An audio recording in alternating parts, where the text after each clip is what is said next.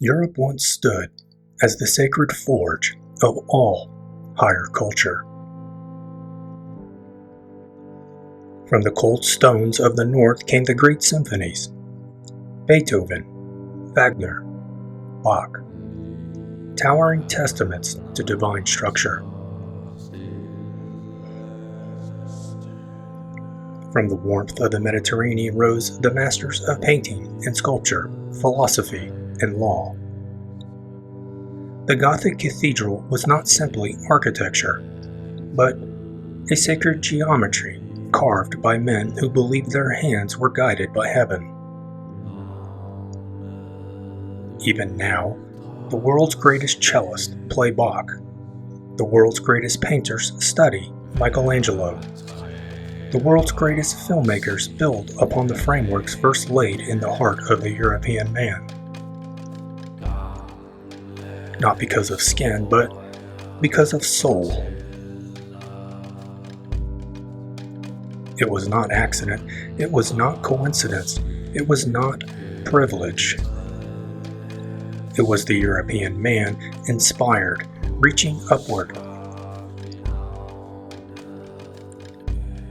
We created not just beauty, but the very systems of expression.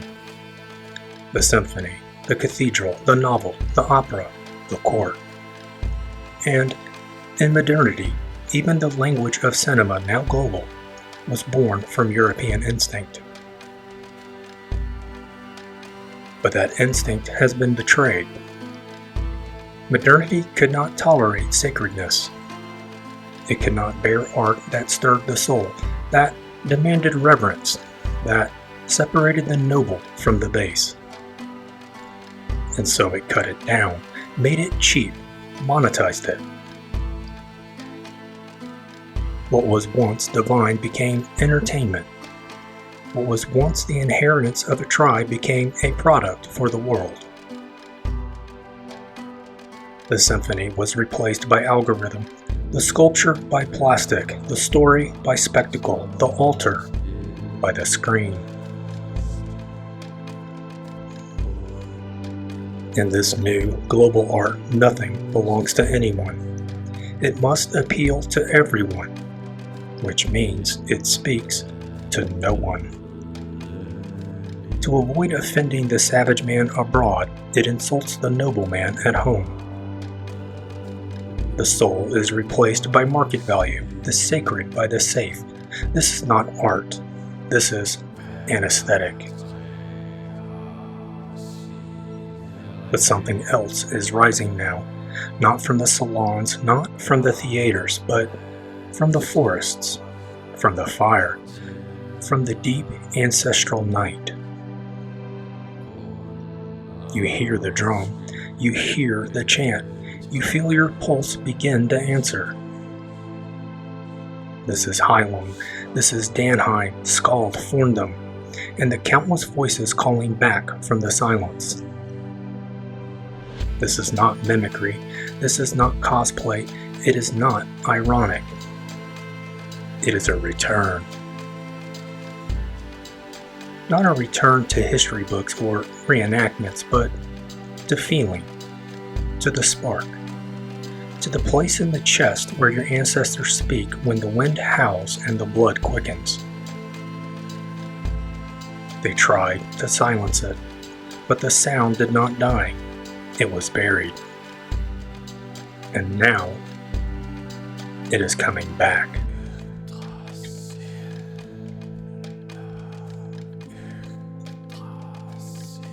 They want us to treat the past like an exhibit. Look, but do not touch. Observe, but do not embody. Study, but do not live. Modernity prefers the old ways to be dead, frozen in time, pinned to the wall like butterflies under glass. A ritual only counts if it's reenacted by scholars. A tradition only has value when it's toothless and tame. When it cannot inspire, cannot wound, cannot move a man to act.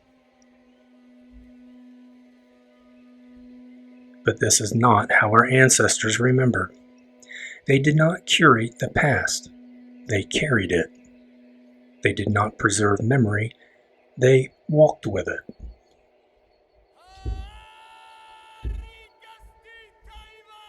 Our songs were not recorded in studios, they were taught from father to son. Our rhythms were not sold in vinyl sleeves. They were carved into the calluses of warriors and wanderers, blacksmiths and seers.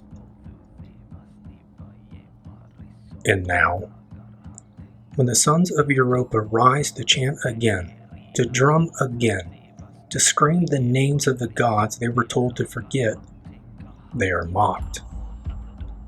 They are called LARP, cosplay, stolen, fake. But the truth is simpler. We remember differently than they do. Where they demand citation, we offer instinct. Where they demand proof, we offer presence. Where they demand permission, we offer flame. This is not nostalgia, this is recognition. The shape of the chant, the call of the horn, the cadence of the breath, these are not new creations.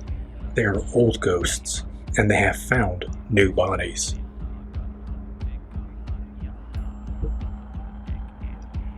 So no, we are not archaeologists, we are not academics, we are inheritors. And the past is not a museum, it is a fire, and it is burning again.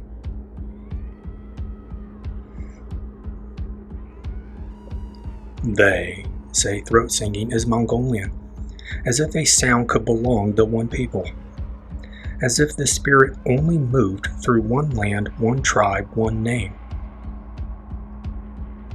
But the truth is older and far less convenient. Throat singing is not a cultural export, it is a human inheritance. It emerges where men lived close to the stone, storm, and hunger, where the voice was not entertainment but invocation. Among the Sardinians, it's called cantu a tenor, a deep, droning harmony recognized by UNESCO as a living, sacred European tradition. Among the Georgians, it forms the backbone of their ancient polyphonic chant.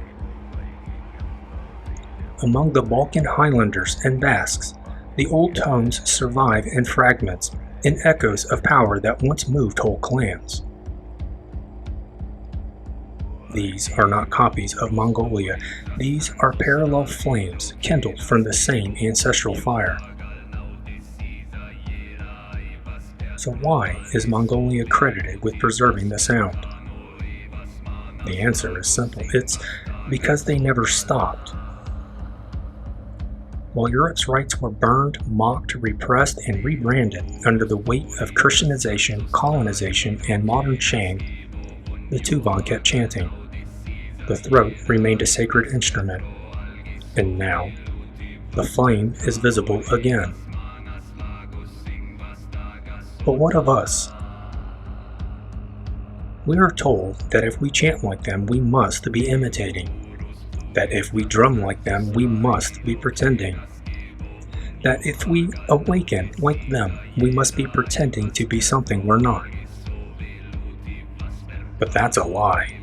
We are not borrowing their culture, we are reviving our own. The sacred noise returns because the sacred man is returning.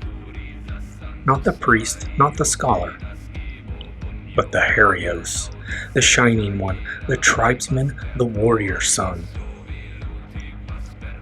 The voice of the mountains is not property, it is proof that something ancient is stirring in the West. Not because it was imported, but because it was always here, buried, suppressed, waiting. And now, it calls to those who still have ears to hear.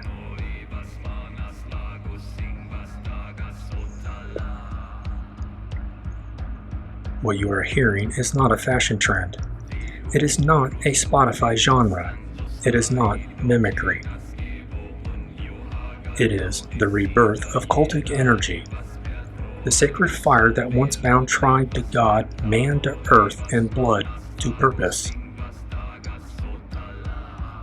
These musicians, like Heilung, Danheim, Skald, and Forndam, and countless others, are not entertainers. They are summoners. They reach backward not to decorate the present, but to resurrect the ancient. Each song is a rite. Each drumbeat is an oath. Each growled chant is a signal to the old spirits. We are still here. We remember you. We are not afraid.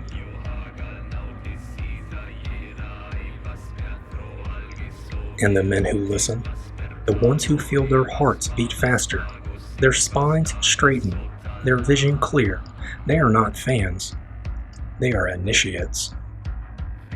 They may not know the words, but they know the weight, and something in them responds. This is not cosplay. This is not reenactment. This is the answer to silence, to exile, to erasure. We were told we had no gods. We were told we had no culture. We were told the past was dead. And yet we sing. Because a people who remember how to sing remember how to fight. And a people who remember how to fight remember who they are. So no, this is not imitation. This is ritual made audible. We are not pretending to be pagans. We are remembering we are tribesmen. We are not looking to escape into fantasy. We are returning to form. This is cultus. This is rite. This is real.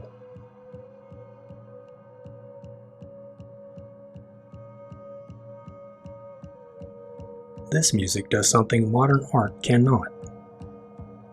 It doesn't entertain, it awakens. It doesn't pacify, it summons. When the drum strikes, something ancient inside the European man rises to meet it. Not in memory, but in instinct. The spine stiffens, the eyes narrow, the breath deepens. It is not nostalgia, it is recognition. This is why they fear it. Because the global machine has spent centuries trying to kill that instinct, the warrior spirit, the tribal bond, and the ancestral flame. And yet, one song from the woods can light it all again. That is power.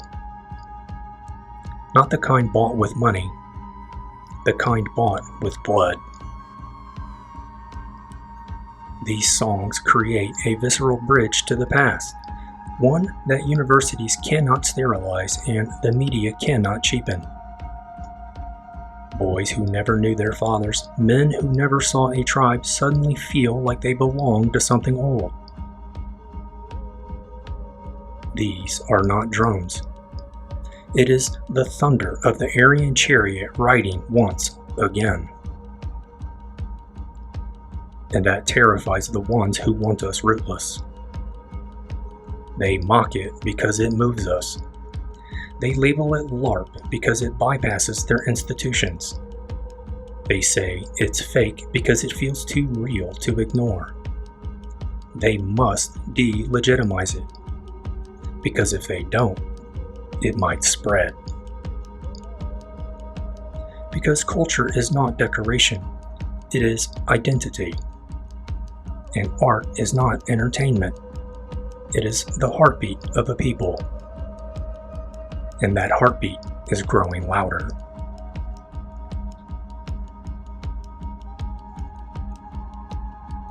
They don't fear the music because it's loud. They fear it because it's true. Modernity can handle rebellion. It can handle noise, even rage. What it cannot handle is meaning, especially meaning rooted in blood, myth, and memory. When a European man paints his face with ash, pounds the drum, chants to the ancestors, and means it, that is dangerous. Because it is not irony, it is not performance, it is faith. In something older than the state, deeper than the market, and more sacred than their ideology. They call it LARPing because they need it to be fake. If it is not fake, then something they buried has come back. If it is not fake, then the tribe still breeds. If it is not fake, then their world is vulnerable. And so they mock. They sneer at Danheim's firelight. They roll their eyes at Heilung's ritual. They call Forndom spooky cosplay. Because they know, if this takes root, if it is allowed to spread, then Europe may remember herself. And if Europe remembers herself, she will no longer need them. They fear this because it doesn't just threaten the cultural order. It threatens the spiritual monopoly of modernity, of guilt, of shame.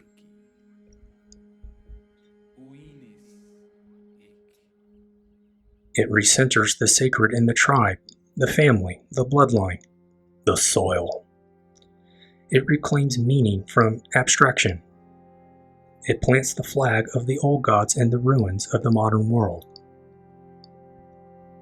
And so, they must smear it. They must call it racist. They must call it stolen. They must call it dangerous. Because it is dangerous to them. But to us, it is medicine. It is the sound of healing, of return, of fire. And no matter how many names they call it, the sound will not die.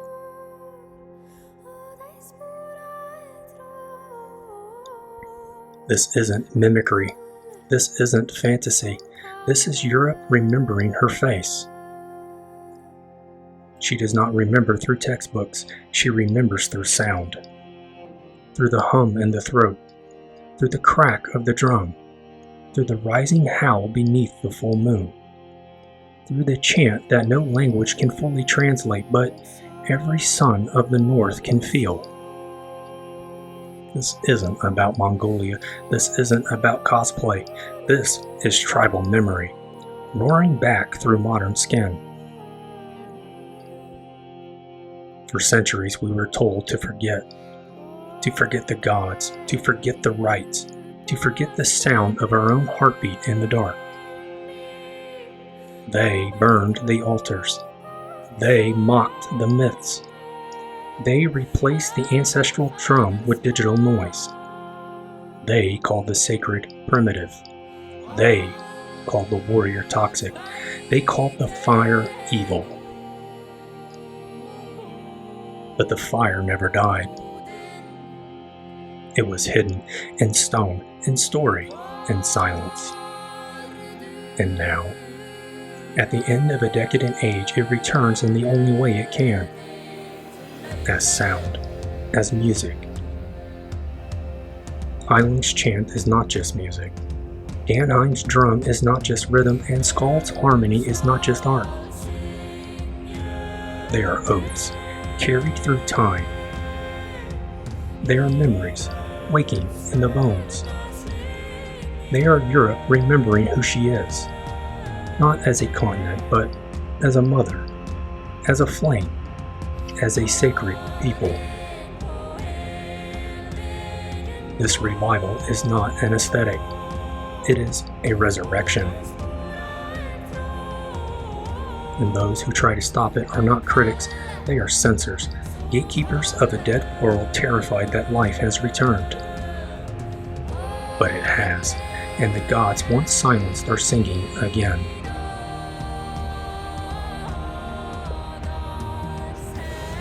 Let them mock. Let them sneer. Let them label it as cosplay, fascism, stolen myth. Let them. because none of their words can drown out the drum. None of their words can drown out the thunder. This isn't for them. This is for the boy who hears Forndom in his headphones and feels the hair rise on his arms. This is for the man who lights a fire and chants alone in the woods, not to perform, but to remember.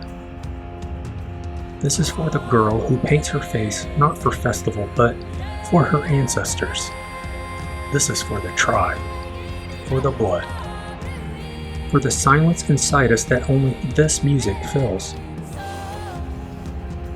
It is not clean, it is not polite, it does not ask permission, it doesn't sell, it summons. It tells the sons of Europa, you were never dead, you were only sleeping. And now, the noise returns, not as a scream, but as a call. A call to those who still carry the spark. A call to those who still feel the gods behind their ribs. A call to make Europe sacred again, not through policy or protest, but through presence. So play the drum, sound the horn. Let the breath catch in your throat and the chant shake your ribs. This is not entertainment, and they may hate it, but they will hear it. Because it is not just music. It is the heartbeat of a people rising from the grave. And this time, we do not come back quietly.